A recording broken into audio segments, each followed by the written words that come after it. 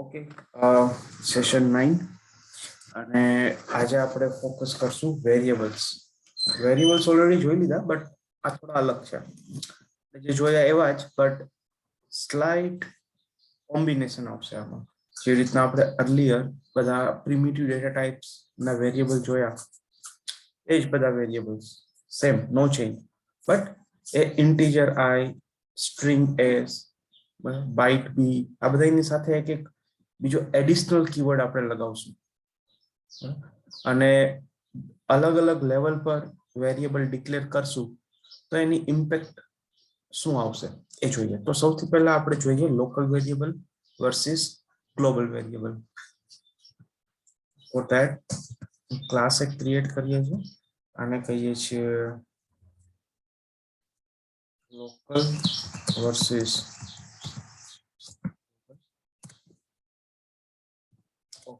હવે તો આપણને ખબર છે કે ભાઈ ક્લાસ, આ જે ક્લાસ છે બરાબર, આની જે ટેરેટરી છે એમાં અહીંયા ઉપર જ કોઈ પણ વેરિયેબલ આપણે લખી દઈએ તો ઇન્ટીજર ગ્લોબલ ઇન્ટ આવો મેં વેરિયેબલ બનાવ્યો જેમાં આપણે 20 પછી string global str equal to hello એવું આપ્યું.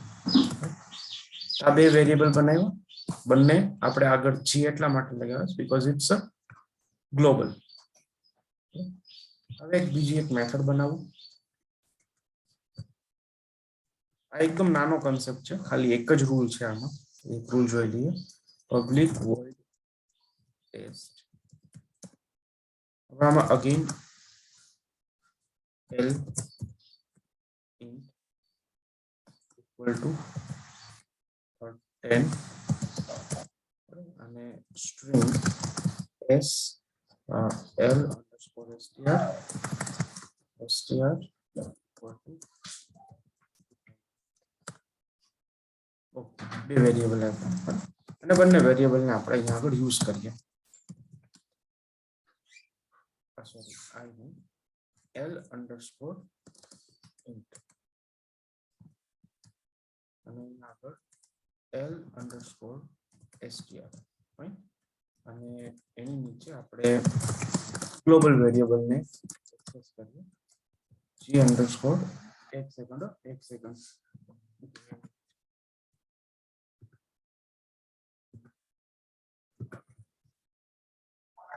ઓકે, તો બંને આ જે બંને વેરિયેબલ જે બનાવ્યા આપણે કે જે મેથડ ની અંદર છે બરાબર, બંને variable consider as a local variable. This is a local integer variable and this is a local string variable. બંને લોકલ વેરિયેબલ છે અને આ બંને છે ગ્લોબલ વેરિયેબલ છે. તો હવે આપણે બંને વેરિયેબલ ને વન બાય વન પ્રિન્ટ કરીએ એક જ મેથડમાં.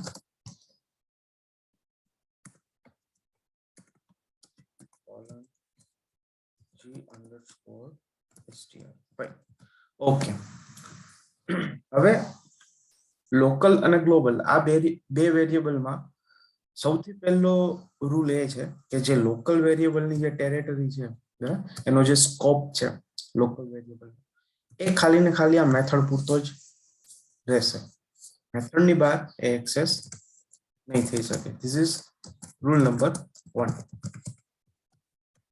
અહીંયા આગળ આપણે l underscore ટ્રાય કરશું તો it will not available, but g underscore try કરીશ તો આ બંને વેરિયેબલ અવેલેબલ હશે.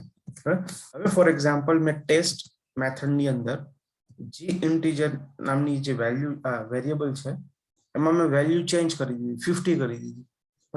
So that 50 will be applicable everywhere, બધે જ્યાં જ્યાં પછી ફર્ધર વેરિયેબલ યુઝ થશે, સેમ મેથડ, બીજી મેથડ, ક્યાંય પણ એ બધે જ 50 વેલ્યુ લઈને જશે. બીજી વસ્તુ કે તમે ગ્લોબલ વેરિયેબલ છે એને તમે ખાલી ને ખાલી ડિક્લેર કરો અને ઇનિશિયલાઇઝ તમે ના કરો. ઇનિશિયલાઇઝ લેટ્સ સે કે આપણે અહીંયા ઇનિશિયલાઇઝ કરીએ છીએ કોઈ પણ પર્ટિક્યુલર મેથડ ની અંદર, તો ઇટ વિલ બી ઓકે, કોઈ પ્રોબ્લેમ નથી. તો ઇન શોર્ટ ગ્લોબલ વેરિયેબલમાં ગ્લોબલ વેરિયેબલ ડિક્લેર કરતી વખતે તમે ખાલી ડિક્લેર કરીને છોડી દો અને એની વેલ્યુ પછી કઈ ફર્ધર બીજા મેથડ્સ ની અંદર અસાઇન કરો, ધેટ વિલ બી ફાઇન, કોઈ પ્રોબ્લેમ નથી. પણ લોકલ વેરિયેબલમાં એવું નથી. લોકલ વેરિયેબલમાં કેવું છે કે તમે જ્યારે લોકલ વેરિયેબલ ડિક્લેર કરો ત્યારે કમ્પલસરી એની વેલ્યુ અસાઇન કરવી પડશે. લોકલ વેરિયેબલમાં એક વસ્તુ ખાસ ધ્યાન રાખવી, મે બી ઇન્ટરવ્યુ પોઈન્ટ ઓફ વ્યૂ થી પૂછી શકે કે આવા એક બે ઇન્ટીજર આઈ અને ઇન્ટીજર કે અહીંયા લખ્યા છે અને બંને વેરિયેબલ ને પ્રિન્ટ કરાવ્યા છે, બરાબર, અને ઘણી વખત એવું પૂછે કે ભાઈ ઓકે શું આઉટપુટ આવે, બરાબર.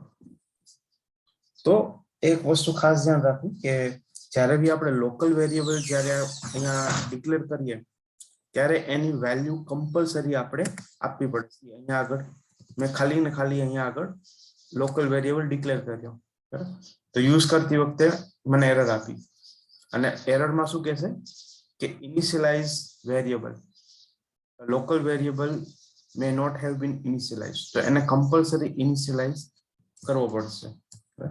ક્વેશ્ચન ક્રેડિટ સ્વિસમાં પૂછેલો હતો, મને નહીં બીજા એકને, પણ આવા ઘણી વખત પૂછી શકે કે ગ્લોબલ વેરિયેબલ લોકલ વેરિયેબલ જ્યારે ડિક્લેર હોય તો ગ્લોબલ વેરિયેબલની વેલ્યુ તમે પછી letter on as per requirement તમે લેટર ઓન આપી શકો, બટ લોકલ વેરિયેબલમાં કમ્પલસરી વેલ્યુ અસાઇન કરવી પડશે, ઇટ્સ મેન્ડેટરી. આ એક કન્સેપ્ટ હતો. બીજો કન્સેપ્ટ એના સ્કોપનો હતો કે ગ્લોબલનો સ્કોપ વાઇડર છે, લોકલનો સ્કોપ નેરો છે.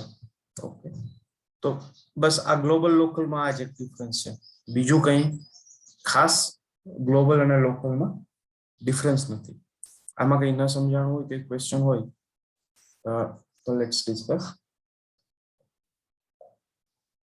ના all good.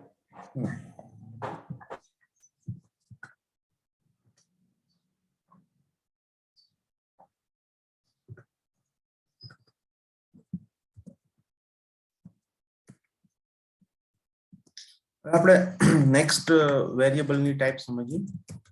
Variable example final.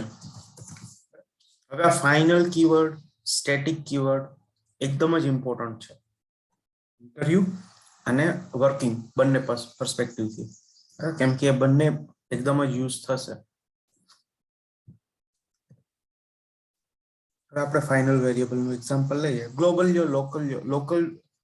Local variable ઉપર તમે ફાઇનલ અપ્લાય નહીં કરી શકો. I think let me check. Local ઉપર લગભગ ફાઇનલ અપ્લાય નહીં થાય. ઓકે, ઠીક છે, ચલો થાય છે, બટ એનો મતલબ નથી. આઈ વિલ એક્સપ્લેન શું કામ એનો મતલબ નથી. Generally final it is a keyword. Okay, let me મને થોડી બોર્ડર બાંધી. ફાઇનલ આ શું છે? કીવર્ડ છે. આ કીવર્ડ નું કામ શું? ફાઇનલ જનરલી આપણે નોન ટેકનિકલ વર્ડમાં બી ફાઇનલ એવું કહીએ, ઇટ મીન્સ વોટ કે ભાઈ સમથિંગ ફાઇનલ, ધેટ્સ ઇટ. ઘણા બધા ડિસિઝન હતા, એમાંથી એક ડિસિઝન આપણે ફાઇનલ કરી દીધું, બરાબર, કે ભાઈ જે હવે આપણે ઇમ્પ્લિમેન્ટ કરશું, કે જે હવે ફર્ધર ચેન્જ નહીં કરી શકીએ આપણે, કે નહીં ચેન્જ કરીએ આપણે. તો અહીંયા પણ એવું જ છે કે એક વખત તમે કોઈ વેરિયેબલને ફાઇનલ બનાવી દો, બરાબર, ફાઇનલ વેરિયેબલ બનાવી દો. Final variable can't able to change its value. એક વખત કોઈ વેરિયેબલ ફાઇનલ થઈ ગયો, ધેટ્સ ઇટ, પતી ગયું. પછી એની વેલ્યુ 10 માંથી 11 નહીં થાય કે 9 નહીં થાય, એની વેલ્યુ એ ફિક્સ થઈ ગયું. 10 મતલબ 10. પછી એ આપણે એ વેરિયેબલને +1 કરશું પ્રોગ્રામેટિકલી, કે ++ કરશું, એ એરર આપી દેશે કમ્પાઇલર, કહેશે કે ભાઈ આ વેરિયેબલ ફાઇનલ છે, તમે એની વેલ્યુ ચેન્જ નહીં કરી શકો. તો ફાઇનલ કીવર્ડ નો મતલબ એવો થશે કે જ્યાં તમે ફાઇનલ અપ્લાય કરો છો એ ફિક્સ થઈ ગયું, પછી એની તમે ડુપ્લિકેટ કોપી નહીં બનાવી શકો, એની વેલ્યુ ચેન્જ નહીં કરી શકો, ફિક્સ થઈ ગયું. તો એ બીજું where to apply, where it will apply. क्या फाइनल कीवर्ड क्या अप्लाई કરી શકીએ તો કે સી એ વેરિયેબલ ઉપર તમે અપ્લાય કરી શકો, મેથડ ઉપર અપ્લાય કરી શકો અને ક્લાસ પર અપ્લાય કરી શકો. આ ત્રણ લેવલ છે કે જ્યાં આપણે कीवर्ड અપ્લાય કરી શકીએ. તો સૌથી પહેલા ખાલી એક ડેમો બતાવી દો કે ક્લાસ ઉપર ફાઇનલ અપ્લાય કરશું તો શું ઇમ્પેક્ટ આવશે. બરાબર, એનું ફર્ધર એક્ઝામ્પલ આપણે ઇનહેરિટન્સમાં જોશું. બરાબર, અહીંયા આગળ મેથડ ઉપર ફાઇનલ અપ્લાય કરશું તો શું ઇમ્પેક્ટ આવશે એ કન્સેપ્ટ આપણે પોલીમોર્ફિઝમમાં જોશું, કેમ કે મેથડ ઓવરલોડિંગ અને ઓવરરાઇડિંગ ત્યાં આવશે તો એની ઇમ્પેક્ટ એ ઓવરરાઇડિંગ ઉપર આવશે. અને વેરિયેબલ ઉપર ફાઇનલ અપ્લાય કરવાનું એક્ઝામ્પલ આપણે અત્યારે જોશું. જો ક્લાસ ઉપર ફાઇનલ કરીએ તો કમ્પાઇલર એરર નથી આપતું, ઇટ મીન્સ આ કોમ્બિનેશન વેલિડ છે. ક્લાસની પહેલા આપણે ફાઇનલ અપ્લાય કરવાનું. ઇટ મીન્સ કે આ ક્લાસ ની અંદર જે પણ કઈ પ્રોપર્ટી છે, વેરિયેબલ, મેથડ્સ, કન્સ્ટ્રક્ટર, કંઈ પણ, એ બધા જ ઉપર ઓટોમેટિક ફાઇનલ અપ્લાય થઈ જશે. ક્લાસ લેવલ ઉપર કરશું એટલે એના બધા ચાઇલ્ડ ઉપર ફાઇનલ ઓટોમેટિક અપ્લાય થઈ જશે. એની ઇમ્પેક્ટ શું આવશે એ આપણે ઇનહેરિટન્સ જ્યારે આપણે જોશું ત્યારે. હવે આપણે વેરિયેબલ ઉપર અત્યારે ફાઇનલ ટ્રાય કરીએ. એક વેરિયેબલ બનાવીએ integer non final equal to 20 અને સેકન્ડ આપણે ફાઇનલ ઇન્ટીજર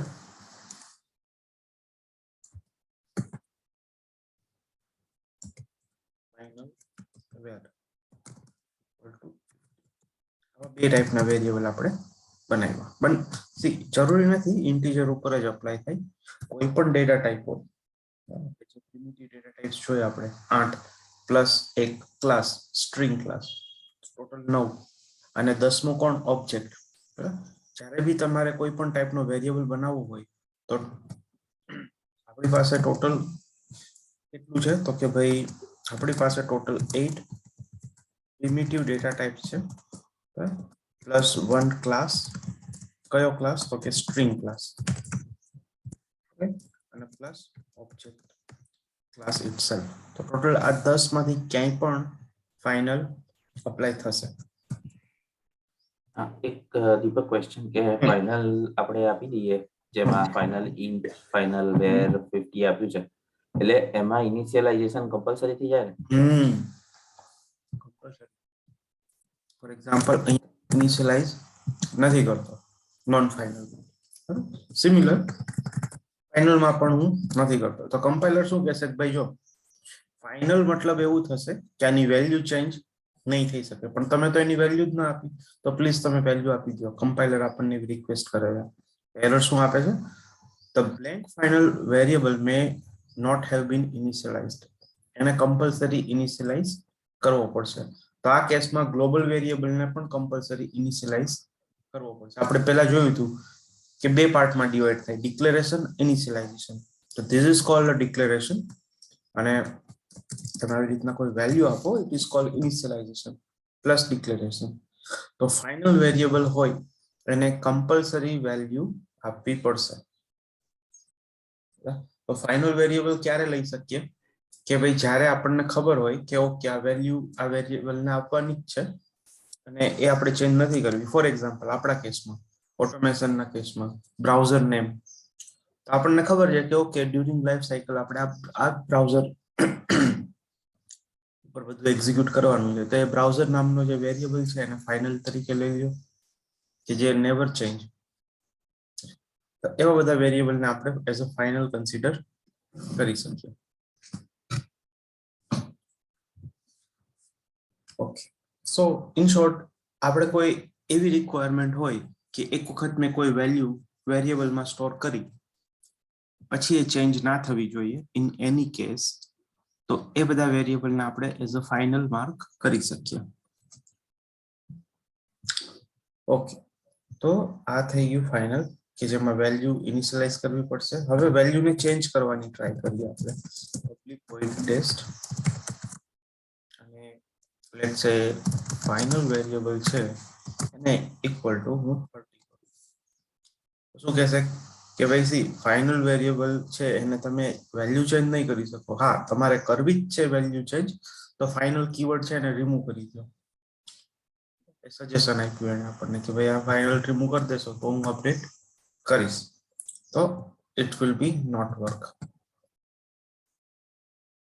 અને આ ફાઇનલ ને મોડિફાયર કે ફાઇનલ મોડિફાયર છે.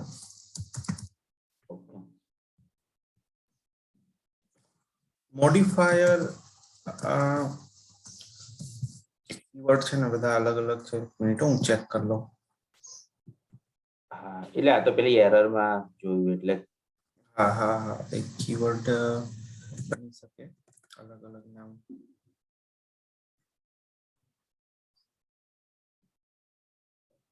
લોકલ વેરિયેબલ ટેમ્પરરી રિક્વાયર્ડ, જે ટેમ્પરરી રિક્વાયર્ડ હોય store in stack area known as a local stack automatic. Thread safe ઉપર હું હમણાં નથી જતો.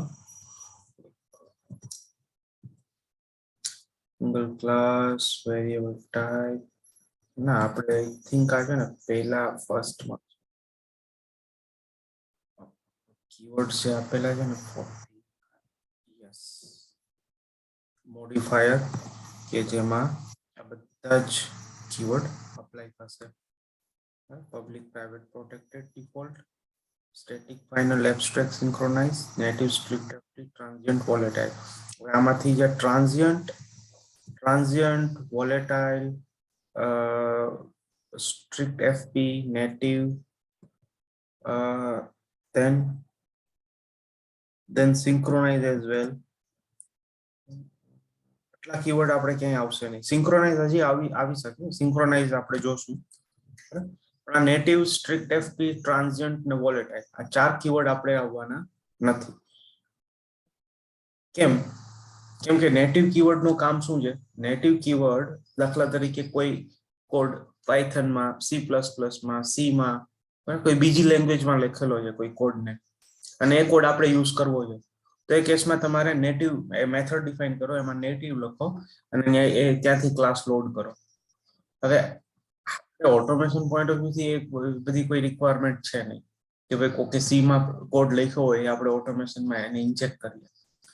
કરવો હોય કોઈ થર્ડ પાર્ટીનો code, I mean third party એટલે જાવામાં લખેલો હોય તો જરૂર નથી, પણ કોઈ બીજી જ લેંગ્વેજમાં લખેલો હોય, PHP છે, રૂબી છે, C# છે કે C++, તો એ બધા કોડને લિંક કરવા માટે નેટિવ કીવર્ડનો યુઝ થશે. સ્ટ્રિક્ટ એફપી કીવર્ડ એ આપણે જાવા 1.2 વર્ઝનમાં આવેલો હતો, પણ એ સ્ટ્રિક્ટ એફપી નું કામ શું છે તો કે એફ સ્ટ્રિક્ટ, પહેલા તો સ્ટ્રિક્ટ એટલે એકદમ સ્ટ્રિક્ટ કડક, અને એફપી એટલે ફ્લોટિંગ પોઈન્ટ. આનો મતલબ એવો થશે એફપી નો ફ્લોટિંગ પોઈન્ટ એટલે કે આપણે જે ફ્લોટ વેરિયેબલ બનાવીએ છીએ એમાં કેવું ડેસિમલ પછી 5 વેલ્યુ આપણને આપે છે કે ભાઈ 10.12345, બટ મારે એને એક્ઝેક્ટ પ્રિસાઇઝ નંબર જોતો હોય ફ્લોટિંગમાં તો I can use a strict FP. પણ હવે એ જરૂર નથી, કેમ કે આપણે તો પ્રિસાઇઝ નંબર જોતો હોય તો આપણે ડબલ લઈ શકીએ, એટલે આનો કોઈ હવે યુઝ કેસ એવું કંઈ ખાસ નથી. ટ્રાન્ઝિયન્ટ અને વોલેટાઇલ આ બંને મેમરી પોઈન્ટ ઓફ વ્યૂ થી છે, આ બંનેની કોઈ જરૂર નથી. ટ્રાન્ઝિયન્ટ જે છે એ જ્યારે સિંક્રોનાઇઝ તમે કરો, સિંક્રોનાઇઝ નહીં, સિંક્રોનાઇઝ નહીં,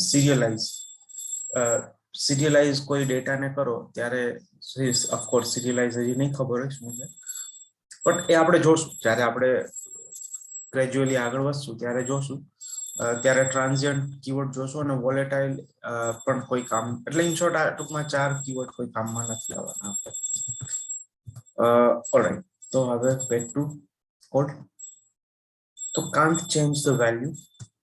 ઓકે, વેલ્યુ ચેન્જ નહીં કરી શકીએ. બીજું, હું ફાઇનલ વેરિયેબલને પ્લસ બીજી રીતના ચેન્જ કરું છું તો પણ ચેન્જ નહીં કરી શકીએ, આ પણ નથી possible. In short final variable સાથે તમે કંઈ પણ કરો એની વેલ્યુ ચેન્જ નહીં થાય ક્યારેય. It's a final variable. Declare કરવો પડશે, કમ્પલસરી ઇનિશિયલાઇઝ કરવો પડશે. And what else must be initialized. Okay.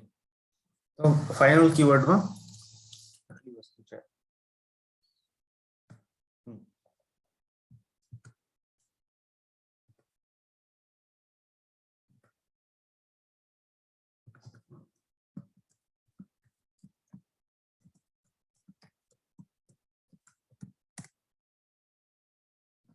Okay, most important concept static. હવે સ્ટેટિક એ પણ એક કીવર્ડ છે.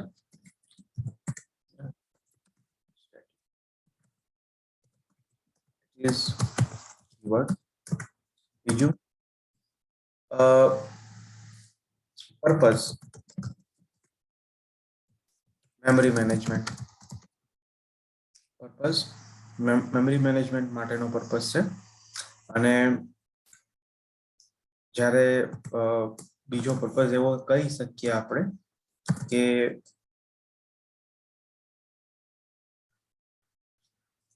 when we want some value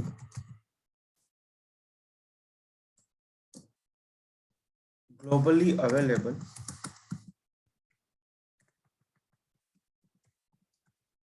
across project, ત્યારે આપણે સ્ટેટિક નો યુઝ કરી શકીએ. અહીંયા શું કીધું કે when we want some value globally available across project. હવે જો globally available એટલે તો આપણી પાસે ગ્લોબલ વેરિયેબલ પણ છે, બરાબર? આ બધા ગ્લોબલ વેરિયેબલ આ પણ અવેલેબલ છે, બટ આ જે ગ્લોબલ વેરિયેબલ છે that is not available across the project. This global variable is available across the class. આ ક્લાસ પૂરતા જ ગ્લોબલી અવેલેબલ છે. હવે આ વેરિયેબલ છે બંને, બરાબર? એને મારે અહીંયા ફાઇનલ વેરિયેબલમાં આ જે ક્લાસ છે, બીજો ક્લાસ, એમાં એક્સેસ કરવા હોય તો ઓબ્જેક્ટ બનાવો. ઓબ્જેક્ટ બનાવી અને યુઝ કરો. તો હવે સીન કેવો થશે? સીન બતાવો કે ભાઈ local versus global lg equal to local global. તો lg dot global integer equal to 20. lg dot g integer. ચલો પરફેક્ટ. આ જ કોડને હું ફરી કોપી કરું. આ વખતે નામ something I will give different. 2. This is again 2. This is 2. Value હું 200 કરી દઉં. તો જો હવે કેવું થશે કે આ ઓબ્જેક્ટ સાથે જે આ ગ્લોબલ વેરિયેબલમાં મેં વેલ્યુ આપી, તો જ્યારે હું lg નામનો ઓબ્જેક્ટ યુઝ કરીશ તો મને ઓલવેઝ અહીંયા આઉટપુટ 20 જ મળશે. ઓલવેઝ, બરાબર? અનટિલ અનલેસ હું ચેન્જ કરું તો વાત અલગ છે. અધરવાઇઝ મને આ ઓબ્જેક્ટ સાથે એની વેલ્યુ 20 મળશે અને lg2 ઓબ્જેક્ટ સાથે મને એની વેલ્યુ ઓલવેઝ 200 મળશે. કેમ કે બે અલગ અલગ ઓબ્જેક્ટ છે, બંનેએ મેમરીમાં અલગ અલગ જગ્યા ઓક્યુપાય કરી છે અને બંને ઓબ્જેક્ટ પોતપોતાના સ્ટેકમાંથી વેલ્યુ લાવે છે, એકબીજા સાથે ક્યારે વેલ્યુ શેર નહીં કરે. તો આ ગ્લોબલ વેરિયેબલ અવેલેબલ છે, ધેટ્સ ફાઇન, થ્રુ ઓબ્જેક્ટ. પણ તમે એક ઓબ્જેક્ટમાં એક ઓબ્જેક્ટ થ્રુ જો એની વેલ્યુ ચેન્જ કરશો તો it will not effect another object value. એક ઓબ્જેક્ટ થ્રુ આપણે એની વેલ્યુ ચેન્જ કરશું તો એ બીજા ઓબ્જેક્ટને ઇમ્પેક્ટ નહીં કરે. પણ સ્ટેટિક અલગ જ કન્સેપ્ટ છે. તમે અહીંયા આગળ જો કોઈ સ્ટેટિક વેરિયેબલની વેલ્યુ ચેન્જ કરશો તો અહીંયા પણ તમને એ જ અપડેટેડ વેલ્યુ મળશે. It means it is sharing the value across the project. એટલા માટે મેં અહીંયા લખ્યું કે it is globally available across the project. A variable બધા ક્લાસ માટે અવેલેબલ હશે with the same value.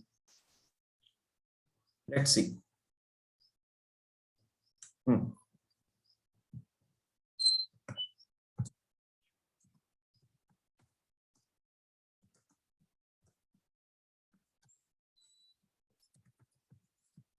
તો આ બે એવી જગ્યા છે કે જ્યાં આપણે સ્ટેટિક અપ્લાય થશે. ક્લાસ લેવલ પર સ્ટેટિક અપ્લાય ના થાય.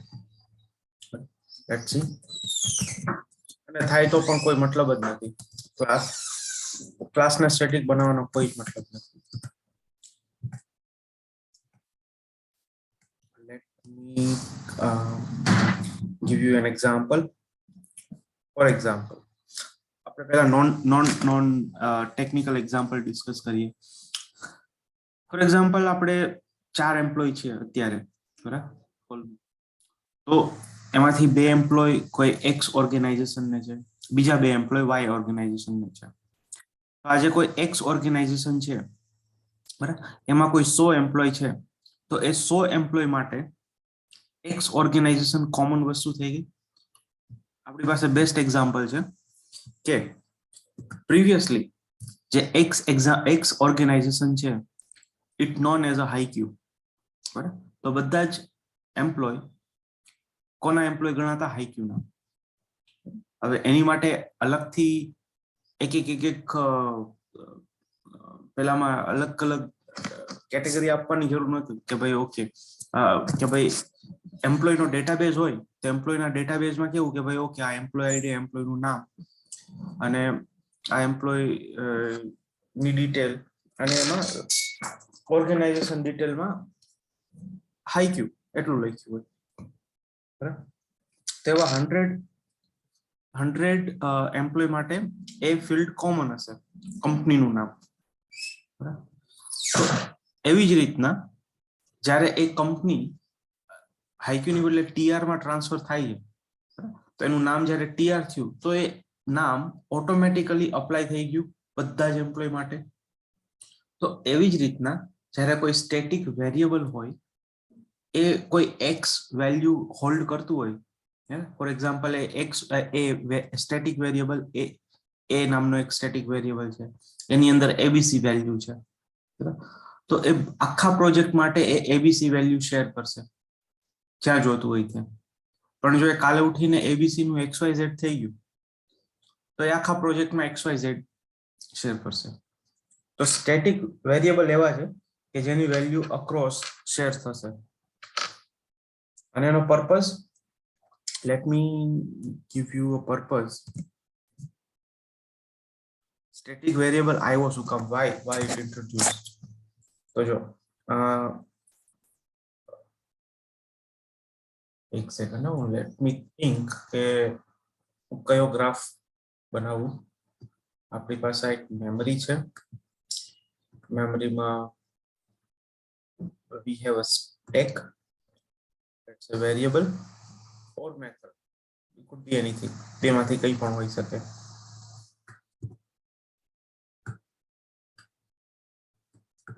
ઓકે, હવે બેટર આપણે વેરિયેબલ ઉપર જ ફોકસ કરશું. give us good reason.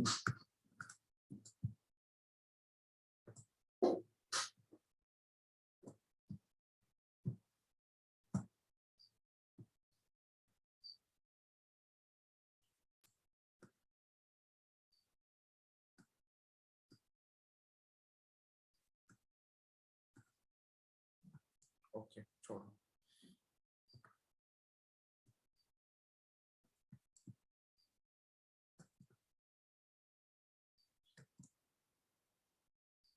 આ બધું આપણો મેથડ એરિયા છે, સોરી નોટ મેથડ એરિયા, ઉપરના જે છે સ્ટેક છે અને નીચેના જે છે મેથડ એરિયા છે. This is a stack and the below are the method area. Okay, હવે જ્યારે બી આપણે અહીંયા આગળ લેટ્સ સે એક આપણો એક ક્લાસ છે કે આપણો એક ક્લાસ છે અને એ ક્લાસમાં આપણી પાસે એક વેરિયેબલ છે integer emp id, string name અને string college name. ઓકે, ત્રણ સોરી, તો અહીંયા આગળ emp ના આગળ std સ્ટુડન્ટ અથવા તો roll number. Roll number name અને કોલેજ નેમ, 3 વેરિયેબલ છે આપણી પાસે, બરાબર. હવે અહીંયા આગળ હું આ એક સ્ટુડન્ટ ક્લાસ છે, student.java. હવે અહીંયા આગળ મેં એક ઓબ્જેક્ટ બનાવું છું કે ભાઈ student s1 equal to new આપણે બનાવ્યું, અને s1 dot roll number let's say equal to 1, s1 dot name equal to a, અને s1 dot college name equal to abc college. હવે આ જ વસ્તુ હવે આવા કેટલા સ્ટુડન્ટ હશે, લોટ્સ ઓફ સ્ટુડન્ટ હશે એ કોલેજમાં, આ બીજો સ્ટુડન્ટ નો રેકોર્ડ s2 s2 s2, અને આવા લેટ્સ સે અપ ટુ 100 સ્ટુડન્ટ્સ છે.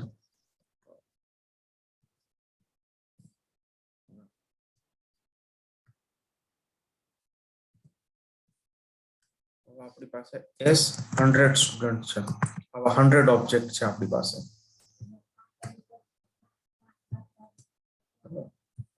આપણી પાસે 100 સ્ટુડન્ટ છે, તો શું થશે, હીપ મેમરીમાં 100 ઓબ્જેક્ટ જગ્યા રોકશે. હીપ મેમરી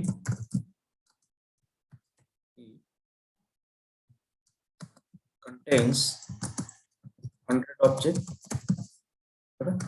એવી જ રીતના ડેટાબેઝમાં પણ આ 3 કોલમ છે, બરાબર. ડેટાબેઝમાં પણ 3 કોલમ છે, રોલ નંબર, નેમ અને કોલેજ, બરાબર.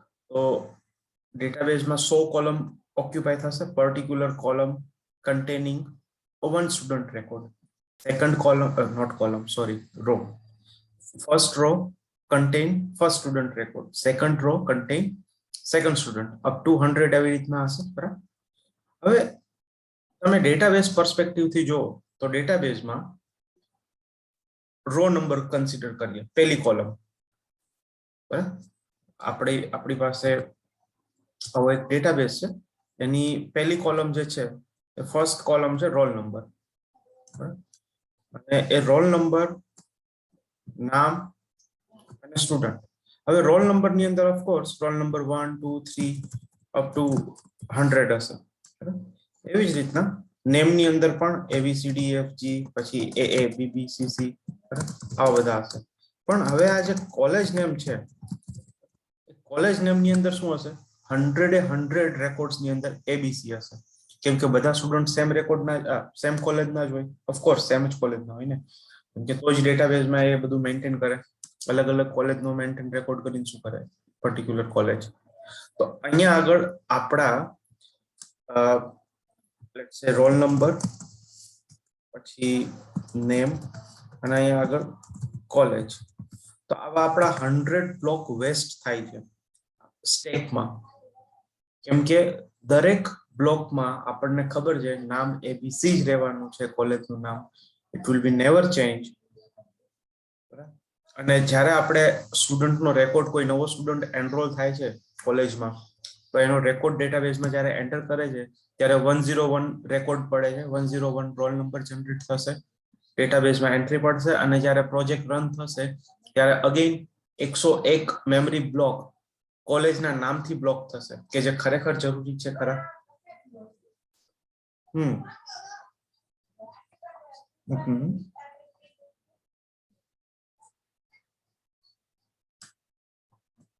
ઓકે, તો એ એટલા બ્લોક જરૂરી નથી એકચ્યુઅલમાં. કેમ કે બધા જ સ્ટુડન્ટના કોલેજના નામ ઓલવેઝ સેમ રહેવાના છે. તો અહીંયા આગળ સ્ટેકમાં એ 100 બ્લોક જગ્યા રોકે છે, જેમાં 100 બ્લોકમાં સેમ વેલ્યુ હશે, ABC. It will never change. અને કદાચ ચેન્જ થાય ફ્યુચરમાં, કોલેજનું નામ બદલાઈ જશે, તો અગેન ઓફકોર્સ એ બધા સ્ટુડન્ટ ઓટોમેટિક એ નવા નામને જ ફોલ થશે, એને જ બિલોંગ કરશે. તો આ એક મેમરી વેસ્ટેજ થાય છે અહીંયા આગળ, બરાબર. તો એ મેમરી વેસ્ટેજ કેવી રીતના આપણે રિમૂવ કરી શકીએ, તો એ કેસમાં સ્ટેટિક ઇન્ટ્રોડ્યુસ થયો. સ્ટેટિકે કીધું કે લાવો લેટ મી ટેક ઓવર. તો અહીંયા આગળ એક સ્ટેટિક એરિયા હશે. આપણે જે જ્યારે પ્રીવિયસલી મેમરી મેનેજમેન્ટ જોયું હતું ત્યારે એક હતું, આપણે કીધું હતું એક સ્ટેટિક એરિયા હોય છે. તો હવે આપણે એ સ્ટેટિક એરિયા ઉપર વાત કરીએ. તો અહીંયા આગળ સ્ટેટિક એરિયામાં પણ સ્ટેટિક વેરિયેબલ હોય અને સ્ટેટિક મેથડ્સ ઘણું બધું એડ થઈ શકે સ્ટેટિક એરિયામાં. તો અહીંયા આગળ આપણે એક લખ્યો કે ભાઈ સી કોલેજ નેમ આપણે અહીંયા લખી દીધું અને એક કોલેજ નેમ નો રેફરન્સ અહીંયા આગળ બધા ઓબ્જેક્ટ ને અહીંથી જ મળશે. જેટલા બી ઓબ્જેક્ટ છે બરાબર up to 100 A up to 100 object ને અહીંથી જ રેકોર્ડ મળશે સિંગલ. આનું લેટ્સ સે એડ્રેસ છે. ઓકે, સો બેઝિકલી કોલેજ નું જે નામ છે એ જે એનું મેમરી એડ્રેસ છે 11 છે. It will B share across 100 objects, કે અલગ અલગ ઓબ્જેક્ટ્સમાં શેર કરશે. તો જેથી કરીને આપણા જે 100 મેમરી વેસ્ટેજ જે જાય છે બ્લોક કે જેમાં સેમ નામ છે એ બંધ થઈ જશે. અને કાલે ઉઠીને કદાચ એનું બી થશે તો પણ આપણે દરેક જગ્યાએ જઈને, મતલબ સપોઝ અહીંયા આગળ એ નામ હોત દરેક કોલેજમાં બરાબર, દરેક ઓબ્જેક્ટ સાથે એ નામ એસોસિએટ હોત, તો શું થાત કે કાલે ઉઠીને એનું બી થાત કોલેજનું નામ. તો એ 100 ઓબ્જેક્ટ ઇટરેટ કરો, વન બાય વન એક એક ઓબ્જેક્ટ પાસે જાઓ અને કહો ભાઈ તારી કોલેજનું નામ ચેન્જ કર, તારી કોલેજનું નામ ચેન્જ કર, તારી કોલેજનું. તો એ થોડું ટ્રિકી થઈ જશે. અને ઇન્સ્ટેડ ઓફ ધેટ અહીંયા બસ જસ્ટ એક વેરિયેબલ નું નામ ચેન્જ કરો કે ભાઈ એ નું બી, ખતમ, પૂરું. એ વેલ્યુ બધા જ ને મળે છે અક્રોસ, તો એ ઓટોમેટિક રિફ્લેક્ટ થઈ જશે. અને એવું જ જો કદાચ કોઈ ડેટાબેઝમાં એવી કોલમ હોત કોલેજ નામની કે જેમાં એ ની બી વેલ્યુ થાય, તો અપડેટ એવા 100 અપડેટ, મતલબ એ અપડેટની ક્વેરી આપણે એક્ઝિક્યુટ કરવી પડે કે જેમાં 100 રો એ અપડેટ કરે એ. તો એ બધું કરવાની જરૂર નથી. જસ્ટ એક સ્ટેટિક વેરિયેબલ લઈ લો અથવા તો સ્ટેટિક એ લઈ લો કે જે વેરિયેબલની વેલ્યુ ચેન્જ થશે તો એ વેલ્યુ અક્રોસ જ્યાં જ્યાં તમે યુઝ કરી હશે બધી જ જગ્યાએ ચેન્જ થઈ જશે. તો એ સ્ટેટિક છે. અને આ હતું સ્ટેટિક નું memory management point of view થી ડિસ્કશન. હવે કોડમાં કઈ રીતની એની ઇમ્પેક્ટ આવે છે કોડ થ્રુ જોઈએ. તો હવે આપણે એક વેરિયેબલ બનાવીએ integer I equal to 10. integer final integer fin I equal to 20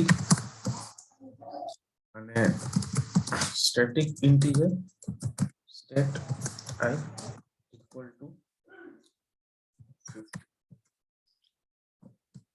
એના ઇટાલિક થઈ ગયા સ્ટાઇલ કર અને public void test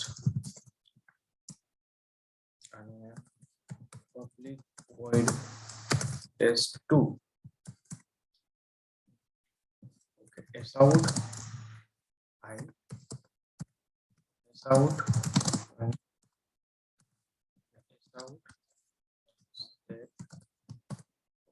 અહીંયા આગળ સ્ટેટ આ વેરિયેબલ ને એક્સેસ કરું છું ને તો અહીંયા આગળ s લખેલો છે ઉપર. ઇટ મીન્સ કે આ વેરિયેબલ સ્ટેટિક છે. જ્યારે તમે એક્સેસ કરશો ને ત્યારે પણ અહીંયા આગળ આપણને એ બતાવશે કે આ વેરિયેબલ સ્ટેટિક ટાઈપનો છે. ઓકે, હવે આપણા 3 વેરિયેબલ એક્સેસ કર્યા, મેઇન મેથડ અને સ્ટેટિક વેરિયેબલ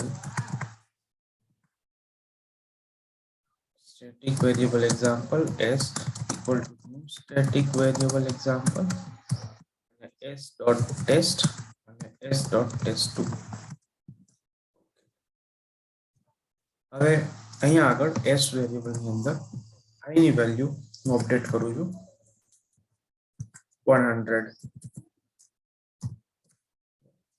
fin i તો ઓફ કોર્સ ચેન્જ કરવા જ નહીં દે, 200 ના પાડ દેશે કેમ કે ફાઇનલ છે. સ્ટેટ એની હું 500 કરી દઉં, એને કોઈ પ્રોબ્લેમ નથી, કહેશે કરો કઈ પ્રોબ્લેમ નથી મને. ફરી 3 વેરિયેબલ ને પ્રિન્ટ કરાવીએ અને હવે આપણે ડીબગ કરીએ.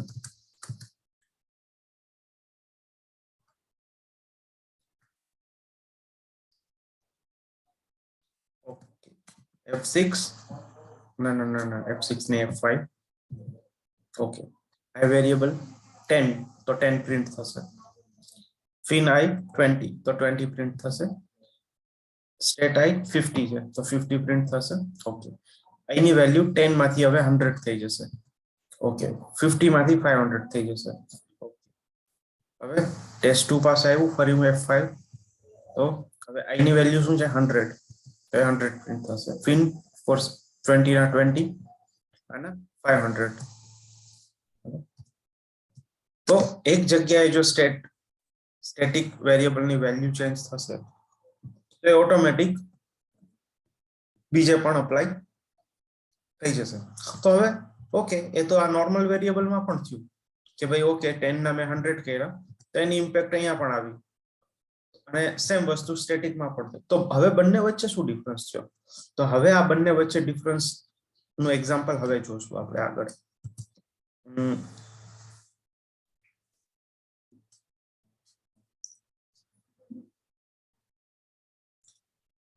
એક જ મિનિટ, આપણે ટેસ્ટ 2 ને કાઢી નાખીએ એક્ઝિક્યુશન માંથી. આને ઉપર લઈ ટેસ્ટ 2 ને એક્ઝિક્યુશન માંથી કાઢી દઈએ, ખાલી સોરી ટેસ્ટ 2 ને જ ખાલી આપણે પ્રિન્ટ જ કરાવીએ. તો હવે મેં એક વેરિયેબલ બનાવ્યો, બરાબર, s.i વેરિયેબલ ને આપણે 100 આપીએ છીએ. ઓકે, એવી જ રીતના s.state ને 500 આપીએ છીએ. પહેલા આપણે આને એકચ્યુઅલી છે ને પ્રિન્ટ કરાવી દઈએ, પછી ફરી પ્રિન્ટ કરાવીએ વેલ્યુ અપડેટ કરીને. પછી એક નવો વેરિયેબલ લઈએ જેને આપણે s1 નામ આપીએ, s1. પછી ફરી આને પ્રિન્ટ કરી આને આપણે કહીએ કે ભાઈ હવે તારી વેલ્યુ 1 થઈ ગઈ છે. અને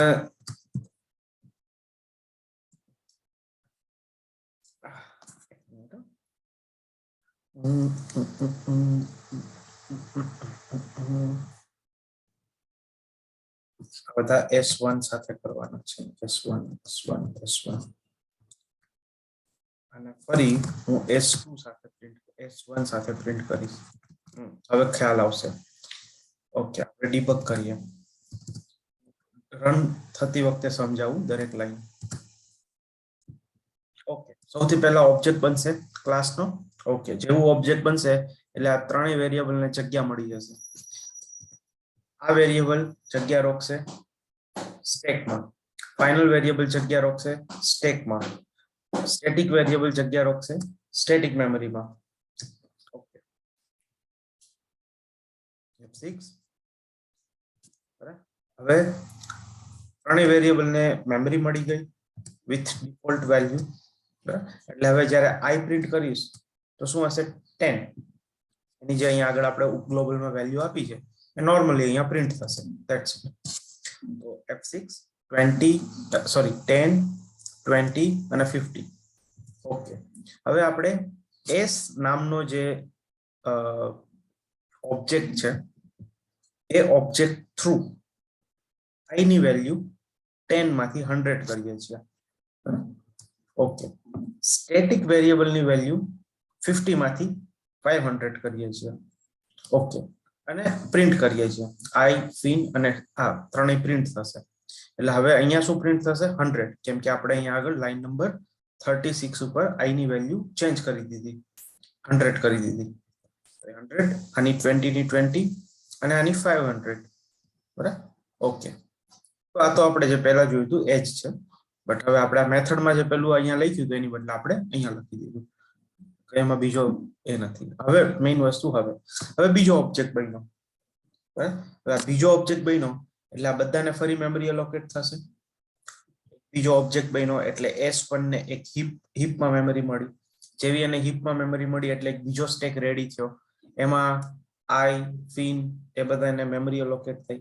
તો ફરી આઈની વેલ્યુ શું હશે? S1 માટે 10, ફિન માટે શું હશે? 20, પણ સ્ટેટિક માટે શું હશે? 500.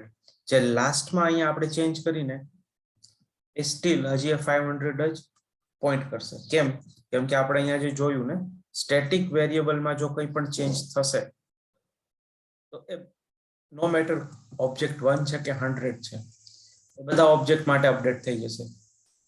તો જો અહીંયા આગળ આપણે જોશું સ્ટેટિકમાં તો કઈ વેલ્યુ છે? 500. સ્ટીલ હજી 500 ને જ પોઈન્ટ કરે છે. બાકીના બધા વેરિયેબલ રીસેટ થઈ ગયા. જે અહીંયા 100 હતા આઈ, એ હવે 10 થઈ જશે. કેમ કે એને નવી મેમરી મળી. બટ સ્ટીલ સ્ટેટિક વેરિયેબલની મેમરી એડ્રેસ એનું એજ છે કે જેમાં હજી 500 પડ્યા છે, આપણે અપડેટ કર્યું છે. એટલે જ્યારે તમે કોઈ નોર્મલ વેરિયેબલ લેશો એઝ અ ગ્લોબલ, તો એની વેલ્યુ નું જે તમે એની વેલ્યુમાં જે ચેન્જ કરો છો એનો સ્કોપ એ ખાલી ઓબ્જેક્ટ પૂરતો જ રહેશે.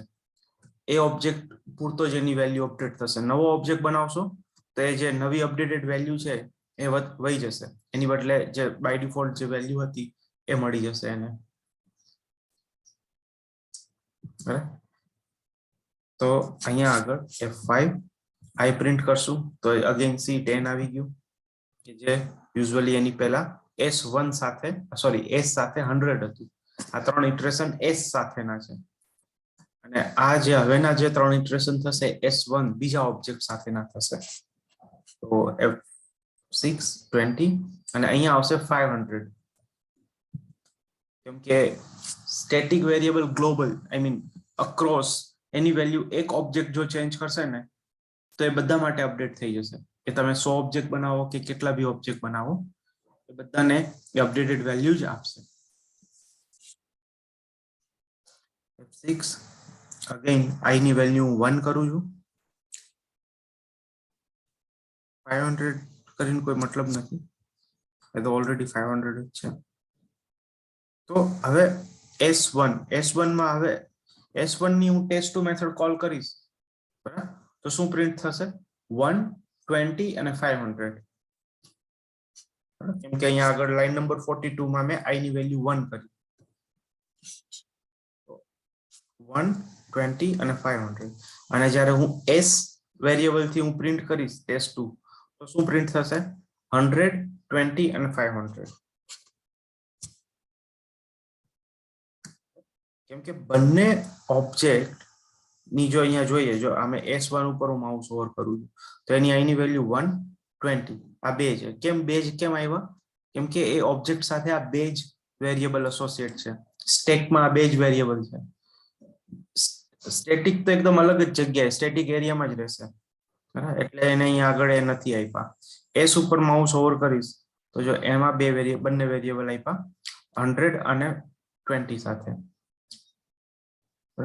તો સ્ટેટિકમાં એક ખાસ ધ્યાન રાખવું કે જ્યારે તમે સ્ટેટિકની વેલ્યુ અપડેટ કરશો તો એ અક્રોસ બધી જ જગ્યાએ એની વેલ્યુ ચેન્જ થઈ જશે.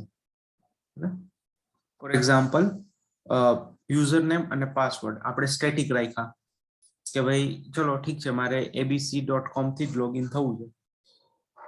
પણ કોઈ એવો એક સિનારિયો આવ્યો કે જેમાં આપણે abc.com ની બદલે xyz.com રાખી દીધું અને આપણને એમ લાગ્યું કે આ સિનારિયો ચાલી ગયો. હવે બીજા સિનારિયોમાં આપણે એવું એક્સપેક્ટ કરતા હતા કે abc.com હશે, તો એમાં xyz આવી ગયું હશે કેમ કે સ્ટેટિક છે. તો જે બી તમે સ્ટેટિક વેરિયેબલ રાખો છો તો એમાં જે બી વેલ્યુ હશે એ અપડેટ થશે તો એ બધા માટે અપડેટ થઈ જશે, બરાબર? તો હવે એવો ક્વેશ્ચન થાય, ઓકે હજી આ સ્ટેટિક પૂરું નથી થયું, તો આ સ્ટેટિકમાં આમાં કોઈ ક્વેશ્ચન વેરિયેબલ ઓબ્જેક્ટ ચેન્જ થતા વેલ્યુ ચેન્જ થઈ ગઈ ને આજે આપણે એક્ઝામ્પલ જોયું, આમાં કોઈ ક્વેશ્ચન ન સમજાણું એવું કોઈ ખરા?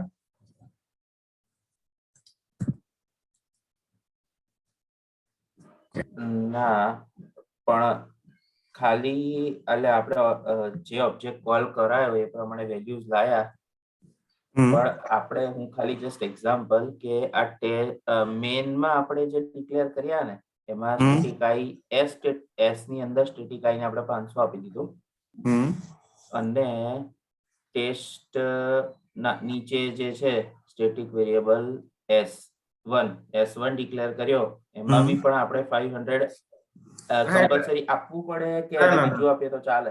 બીજું આપીએ તો ચાલે, કઈ પણ મેં આ ખોટું આપી દીધું. 600 આપીશ ને તો અહીંયા ઓકે S2 માટે પણ 600 પ્રિન્ટ કરશે, S માટે પણ 600 પ્રિન્ટ કરશે. હા બસ એ જ. I જે છે એ આની માટે 10 પ્રિન્ટ, હા આની માટે 100 પ્રિન્ટ કરશે, પણ સ્ટેટિક વેરિયેબલ બંને હા સેમ વેલ્યુ પ્રિન્ટ કરશે. એટલે હું એ જ વિચારતો હતો, મેં કીધું હમ. કે આ બંનેમાં 500 કમ્પલસરી આપ્યું છે કે કઈ ના, બી ના. આપો તો ઉપર જે સ્ટેટિક છે હમ એ જ પ્રિન્ટ કરે ને? Yes yes. આ S માટેનું S1 માટે પ્રિન્ટ કર્યું અને આ S માટે પ્રિન્ટ કર્યું, બંનેમાં 600 વેલ્યુ અપડેટ થઈ ગઈ. Okay got it. હવે આ તો છે સ્ટેટિક વેરિયેબલ કે એના વેલ્યુ ચેન્જ થશે તો અક્રોસ બધે ચેન્જ થઈ જશે. હવે વાત આવી એના એક્સેસની, કે એક્સેસ કેવી રીતના કરી શકીએ. તો યુઝ્યુઅલી નોર્મલ જે બધા વેરિયેબલ હોય એ ઇન્ક્લુડિંગ ફાઇનલ વેરિયેબલ કે નોર્મલ ઇન્સ્ટન્સ વેરિયેબલ, બરાબર, આ જે છે એને મારે ઓકે તો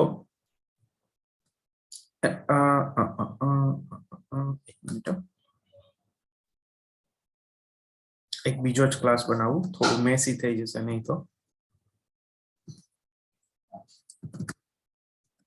સ્ટેટિક એક્સેસ એક્ઝામ્પલ.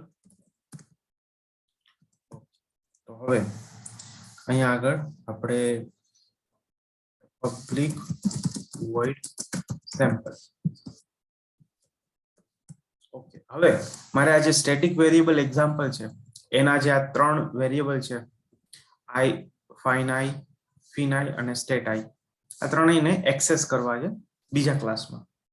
તો નોર્મલી આપણે કોઈ પણ વેરિયેબલની કે મેથડ એક ક્લાસમાંથી બીજા ક્લાસમાં એક્સેસ કરવા હોય તો આપણે શું કરવું પડે? ઓબ્જેક્ટ બનાવવો પડે. તો okay, static variable obj equal to new static variable example અને obj dot I એક્સેસ કરો અને obj dot fin. તો જો અહીંયા આગળ obj dot માં મને બે જ વેરિયેબલ બતાવી છે, સ્ટેટિક ક્યાંય નથી આવતો. તો સ્ટેટિક તમે એક્સેસ કરવો હોય તો એ તમારે ક્લાસના નામથી એક્સેસ થશે. સ્ટેટિક, એની માટે તમારે ઓબ્જેક્ટ બનાવવાની જરૂર નથી. તમે ક્લાસનું નામ ડોટ વેરિયેબલનું નામ એ એક્સેસ કરશો એટલે તમને મળી જશે. બધાને કમ્પલસરી પ્રિન્ટ કરાવવા પડશે, નહીં તો એરર આપશે. આઉટ પ્રિન્ટ નહીં તો કંઈ પણ. એટલે અહીંયા ક્લાસનું નામ જે આપણે લખ્યું સ્ટેટિક વેરિયેબલ એક્ઝામ્પલ એ અને એમાં સ્ટેટ આઈ ને કરાવી દીધો. યસ, તો આ અહીંયા આ મેથડમાં સ્ટેટિક એક્સેસ એક્ઝામ્પલ મેથડમાં static variable example A kind of object નું કામ કરશે ને? યસ યસ, એ ઓબ્જેક્ટ નું કામ કરે છે. તો ફોર એક્ઝામ્પલ એનાથી પબ્લિક વોઇડ સ્ટેટિક એક્સેસ અને અહીંયા આગળ સ્ટેટિક એક્સેસ મળ્યો તો ક્લાસનું નામ લેટ્સ સે સ્ટેટિક વેરિયેબલ એક્ઝામ્પલ ક્લાસનું નામ કરીશ ને તો અહીંયા આગળ મને ખાલી ને ખાલી બધી સ્ટેટિક પ્રોપર્ટી જ એક્સેસ મળશે. જો જેટલા જે ત્રણેય એક્સેસ થાય છે ને એ ત્રણેયમાં એસ એસ એસ લખેલો છે. ઇટ મીન્સ આ ત્રણેય વસ્તુ સ્ટેટિક છે. તો કોઈ પણ વેરિયેબલ મેથડ તમારે એક ક્લાસમાંથી બીજા ક્લાસમાં એક્સેસ કરવી હોય તો એ કેસમાં તમારે ઓબ્જેક્ટ બનાવવાની જરૂર નથી.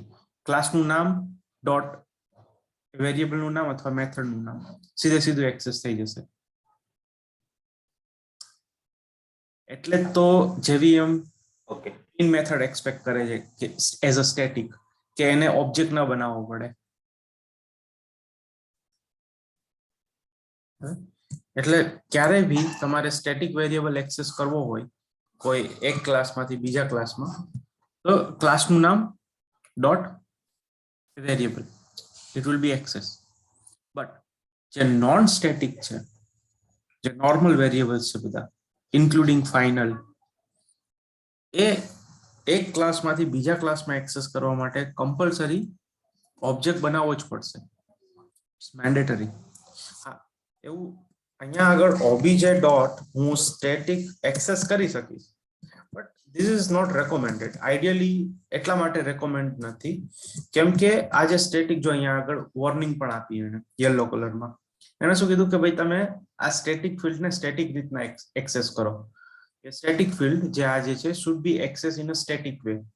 તો એક should be access in a static way મતલબ તમે એ ઓબ્જેક્ટના નામથી નહીં, ક્લાસના નામથી એક્સેસ કરો. તો એ એરર નહીં આપે તમે ઓબ્જેક્ટના નામથી એક્સેસ કરશો, એ વોર્નિંગ આપશે અને એ એક્ઝિક્યુટ કરવા દેશે પ્રોગ્રામને. પણ એ ક્લાસના નામથી એક્સેસ કરવાનો શું રીઝન છે અને ઓબ્જેક્ટના નામથી એક્સેસ શું કામ ના પાડે છે? કેમ કે જે સ્ટેટિક વેરિયેબલ જે છે એ ઓબ્જેક્ટ લેવલે કામ નથી કરતું કે ભાઈ ઓકે એક ઓબ્જેક્ટ બનાવ્યો અને એની વેલ્યુ ચેન્જ કરી તો એ ચેન્જીસ ખાલી એના એ ઓબ્જેક્ટ પૂરતા જ રહ્યા, બીજા ઓબ્જેક્ટમાં ડિફોલ્ટ વેલ્યુ સાથે કામ કરશે ના. એ ઓબ્જેક્ટ લેવલે કામ નથી કરતું સ્ટેટિક, એ ક્લાસ લેવલે કામ કરે છે કે ભાઈ તમે એમાં કંઈ પણ વેલ્યુ ચેન્જ કરી તો એ આખા ક્લાસ માટે એપ્લિકેબલ થઈ જશે. એ ક્લાસમાં જેટલી જેટલી જગ્યાએ વેરિયેબલ યુઝ કર્યો હશે અથવા તો આઉટ ઓફ ક્લાસ બીજી જગ્યાએ જ્યાં પણ વેરિયેબલ યુઝ કર્યો હશે ત્યાં પણ એના ચેન્જીસ પહોંચી જશે. તો અહીંયા આગળ જો ઓબ્જેક્ટ આપણે હવે લેટ્સ સે હું આ સ્ટેટિક આને એક્સેસ કરીશ ને તો અહીંયા આગળ મને વેલ્યુ શું મળવી જોઈએ ખબર છે? 500. કેમ કે બાય ડિફોલ્ટ સોરી નોટ 500, 50 બરાબર. પણ હા, હું અગેન આવું કરી જોઉં. મેઇન મેથડ અને સ્ટેટિક આ થોડો હેવી કન્સેપ્ટ થઈ જશે. એક મેઇન માંથી બીજી મેઇન મેં કોલ કરી અને હવે સ્ટેટિક વેરિયેબલ ડોટ અરે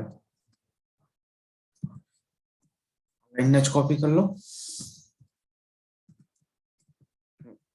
ઓકે, એટલે હવે આ મેઇન મેથડ કોની કોલ થશે? આ ક્લાસની, એટલે ત્યાં થશે. હવે બધું એક્ઝિક્યુટ કરશે. Okay, end of execution static variable ની વેલ્યુ શું હશે? 600, આપણે જે લાસ્ટમાં ચેન્જ કરી એ. અને એ 600 ક્યાં રિફ્લેક્ટ થશે? અહીંયા પણ, બીજા ક્લાસમાં પણ.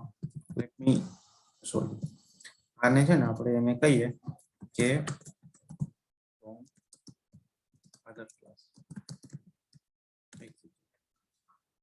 ફ્રોમ અધર ક્લાસ, ત્યાં પણ એને 600 જ મળી લાસ્ટમાં અપડેટ થયેલી વેલ્યુ.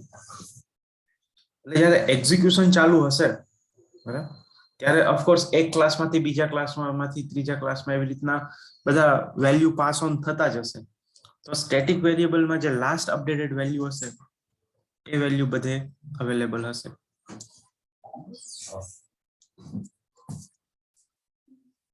બરાબર.